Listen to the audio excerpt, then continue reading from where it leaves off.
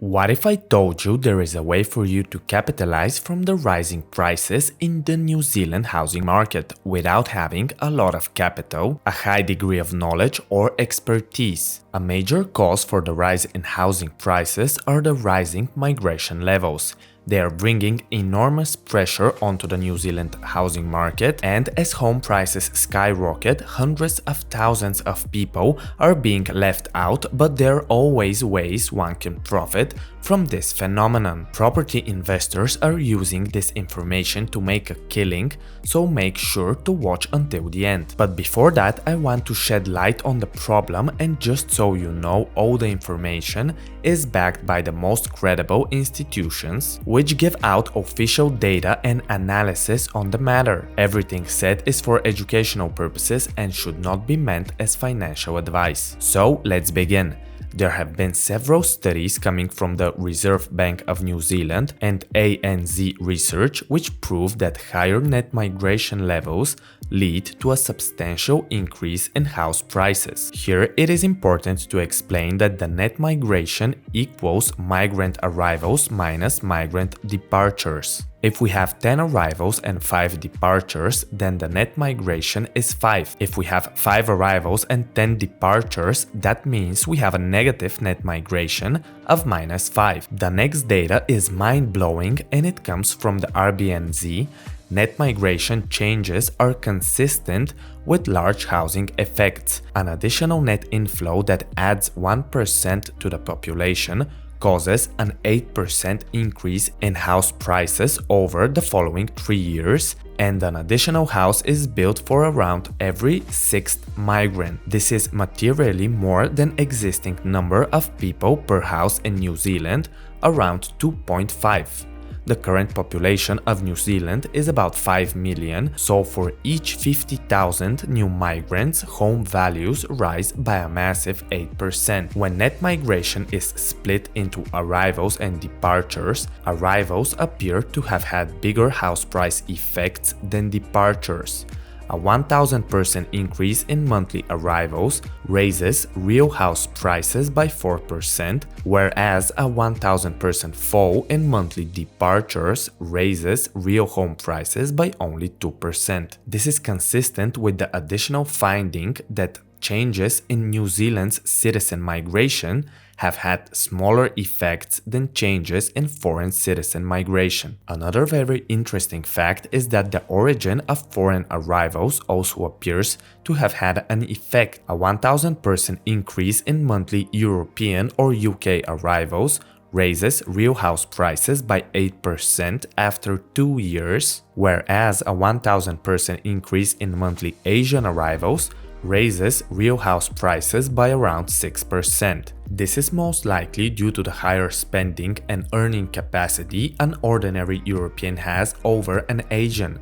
But with the current global standings, this could change easily in the future. Another very interesting study comes from the ANZ research, which examined how net migration affects housing, GDP, the overall inflation rate, and the national wage growth. They made 3 cases as well as high and low expectations on migration. The base case considers net migration to come up slowly to 9,000 per quarter by the end of 2026, or around 35,000 annual positive net migration. The upside high scenario is for net migration to stand at 14,000 per quarter, going back to pre-pandemic levels, and the worst case for the ANZ is migration to stand at 6,000 per quarter by 2026. Reasons for that may be the potential restrictive government immigration policies. This low number could also be possible if COVID has reduced people's willingness to move abroad,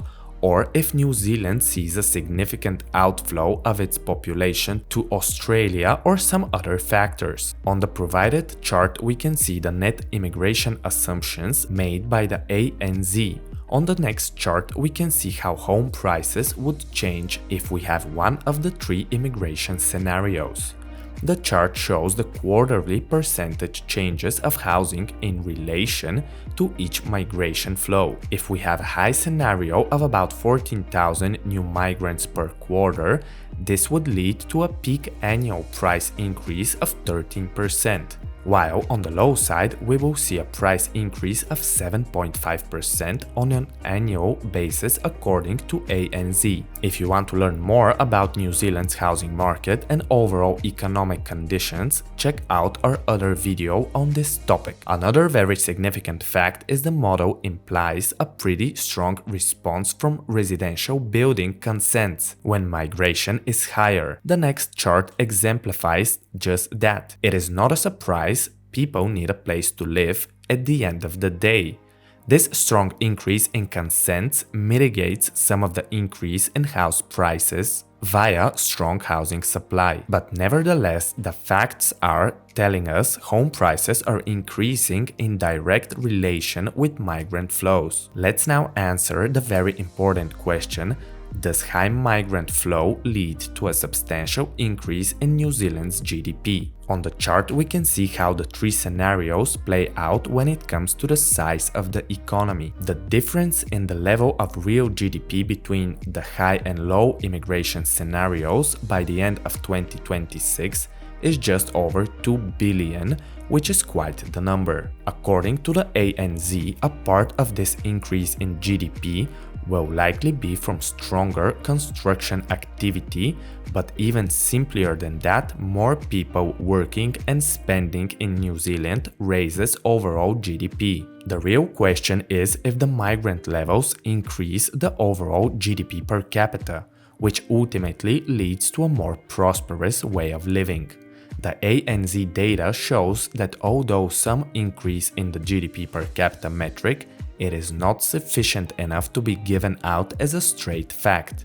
The same level, even to a lesser extent, goes for the inflation level and the wage growth. These scenario levels do not affect in any significant level the overall national inflation rate, nor do they lead to a decrease or increase of wages. On the next provided chart taken from the NZ Bureau of Statistics, we can see the net migrant flow over the last 21 years. Before March of 2020, when the pandemic started, we saw a historic level of net migrant flows standing at a close to 1,000 per year. Since then, the trend has reverted due to lockdowns and travel restrictions, and the levels over the last 2 years are net negative, averaging from minus 3,000 to minus 15,000 per year. This has been seen only for a brief period from 2011 and 2012. Only time will tell us what would happen precisely, but a general trend is for new arrivals to come to New Zealand, as the level of prosperity of the country is much bigger than most other countries worldwide. It is important to understand that just like most other Western-like countries,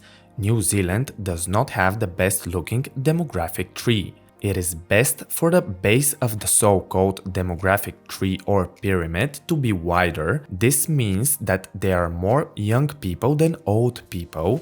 In a social democratic regime, it is of crucial importance for the system to always have more working people than old people who need to be taken care of, with pensions, Medicare, and others alike.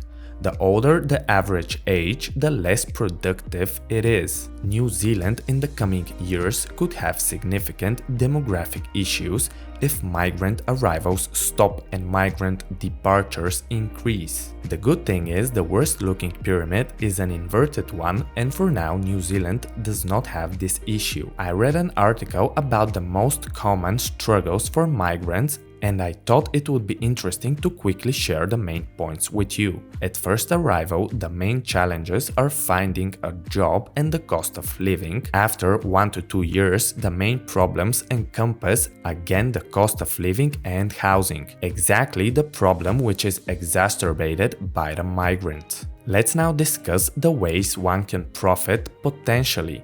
The most straightforward way is to buy some New Zealand housing, but for this we need a lot of capital.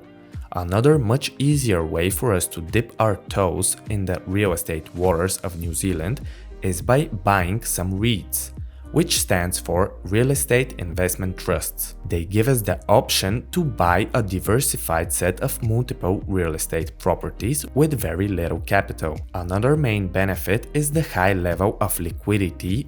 Unlike a real property, we can sell our shares in these REITs almost instantly via the public stock market. All major REITs are public companies and their shares are open to the public.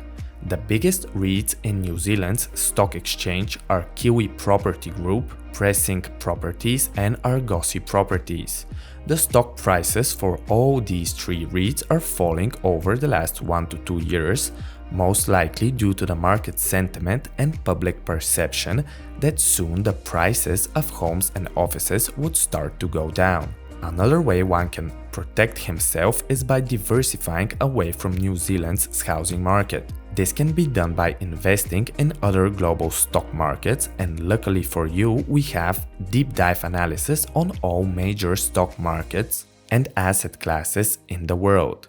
Just check out our channel for more, subscribe to it for more and hit the bell icon so that you won't miss out on any new opportunities we cover here. Goodbye for now and until next time.